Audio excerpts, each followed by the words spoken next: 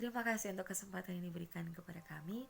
Saat ini kelompok 8 akan mempresentasikan tentang perhitungan-perhitungan yang digunakan dalam bidang farmasi. Sebelum melangkah pada contoh perhitungan, saya akan menjelaskan sedikit apa sebenarnya perhitungan-perhitungan yang digunakan dalam bidang farmasi.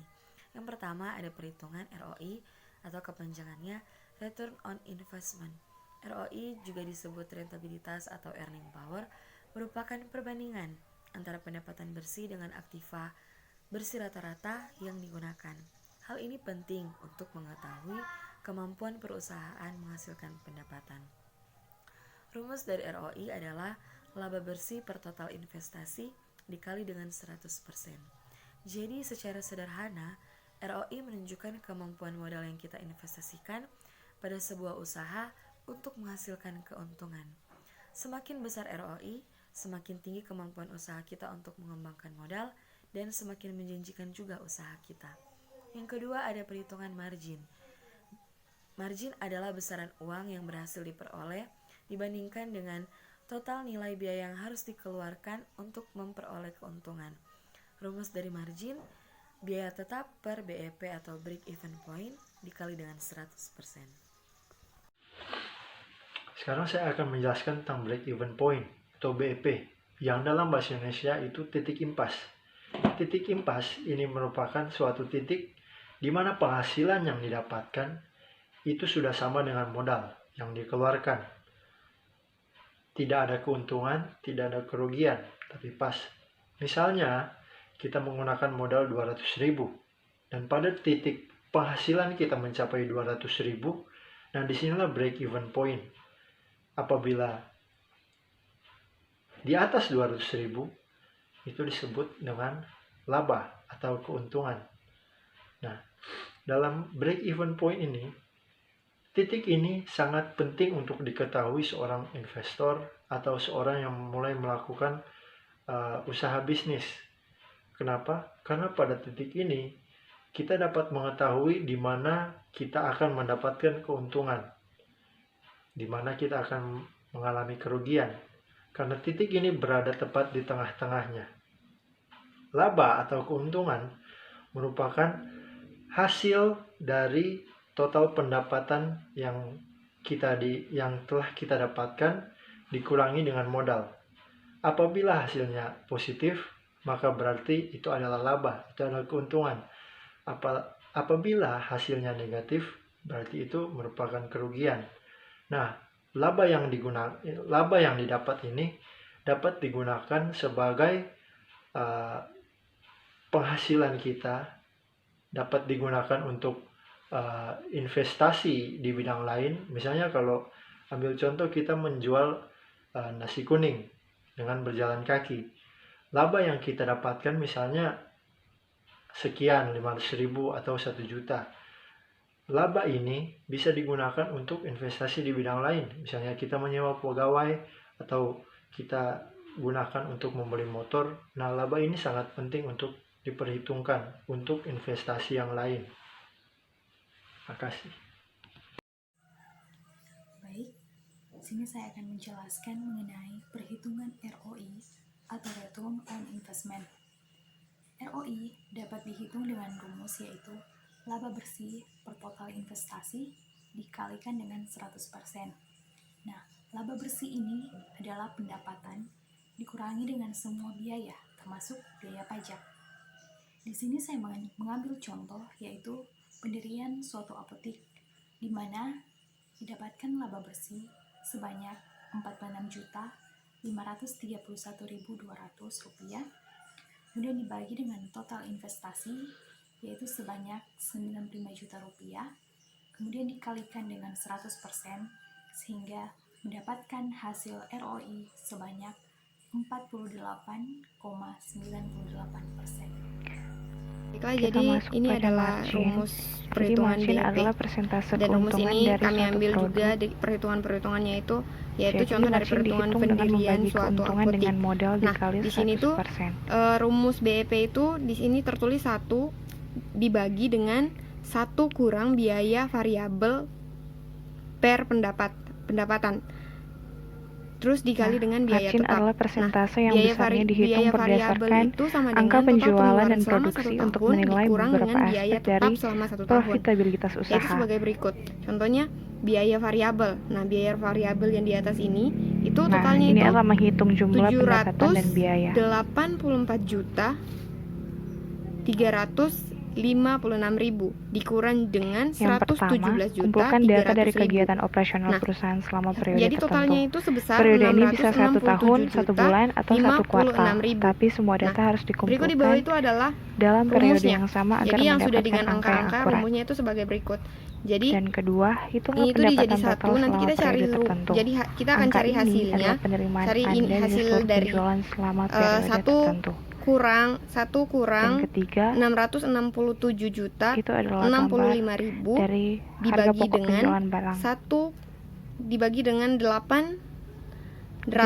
perusahaan 839 melakukan juta sendiri proses produksi barang dagangan, 280.000. angka ini harus Nah, memperhitungkan jadi kalau biaya dari yang produksi. ini, dari rumus ini, sebelum kita hitung yang di atas dulu, dari rumus yang ini, kalau kita Kemudian menghitung margin laba kotor. kalau kita hitung, kita akan dapat Nah, 66 yang pertama itu 667 kurangi harga juta pokok penjualan dari pendapatan total yang 56.000 dihasilkan dibagi oleh barang dengan dagangan. 839 juta 280.000, kita akan dapat hasilnya yaitu Anda mendapatkan 200.000 0,2. dari penjualan Jadi kita akan dapat 10 0,2. kaleng soda Di semua ini dan hasilnya harga itu pokok penjualan 0,2. 100.000. Karena Maka dari ini laba kita kotor kurangi Anda lagi dengan adalah 1 yaitu 0,2. 100.000. Nah, sekarang kalau dari hasil dari Yang ini kedua, kita akan dapatkan bagilah laba 1 kotor dengan harga pokok per penjualan. 0,2 dikali dengan ini. Kalikan hasilnya Dikali dengan 100 untuk mendapatkan angka 117 dalam juta persentase, 300.000. bukan dalam Jadi ini desimal. kita akan dapatkan ini. Jadi kita akan hitung lagi secara penghasilannya, kita akan hitung ini. Terus yang kita dapat itu sebagai berikut. Yang kita dapat itu 586 juta 500.000 per tahun. Jadi penghasilannya per tahun tuh ini, penghasilan per tahun. Nah, dibalik dari per tahun kita akan bagi lagi 12 bulan.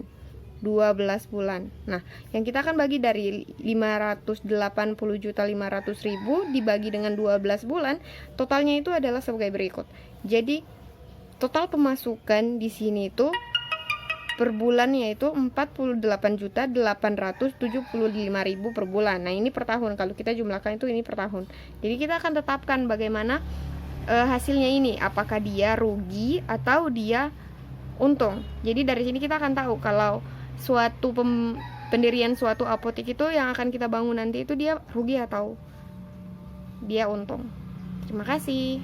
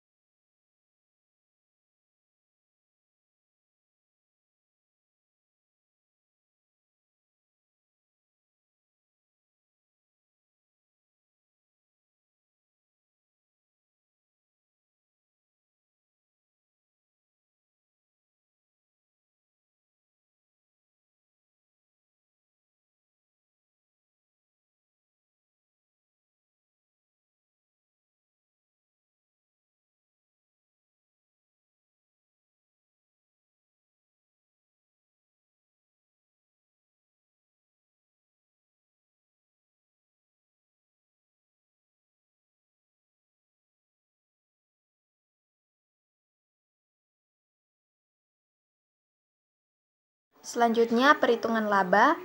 Untuk menghitung laba ini ada 2 langkah, yaitu menghitung laba kotor dan menghitung laba bersih. Nah, selanjutnya contoh perhitungan laba ini diambil dari sebuah perusahaan dagang dengan berdasarkan laporan laba,